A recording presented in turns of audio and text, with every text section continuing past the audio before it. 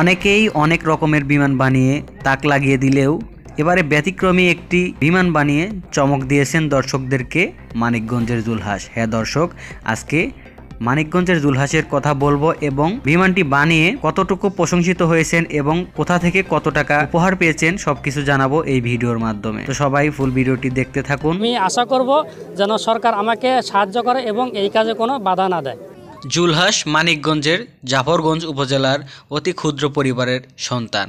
তিনি ছোটবেলা থেকেই পরিবারের দরিদ্রতার কারণে ওয়ার্কশপে কাজ করে আসছেন। জুলহাস তাক লাগিয়ে দিয়েছে যে বাংলাদেশের তৈরি প্লেন এখন আকাশে উড্ডয়ন করছে। তিনি এটা তৈরি করতে আমাদের জাফরগঞ্জের এটা একটা গর্ব।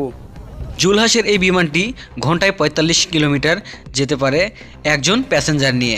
বিমানের ভিডিওটি ধারণ করে জুলহাসের ফেসবুক পেজে আপলোড দেওয়ার পরপরই রাতারাতি ভাইরাল হয়ে যায় এই ভিডিওটি এবং নেটিজেনরা তাকে নানাভাবে প্রশংসিত করে।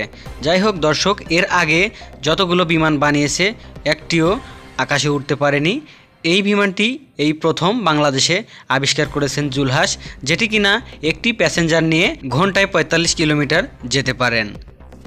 কতদিনের প্ল্যানে এবং কি দিয়ে বানিয়েছেন এই বিমানটি জুলহাসকে সাংবাদিকরা জিজ্ঞাসা করলে জুলহাস বলেন, একটি মোটর, একটি শ্যালো মেশিন এবং অ্যালুমিনিয়াম এবং পাতি দিয়ে তৈরি করা হয়েছে এই বিমানটি।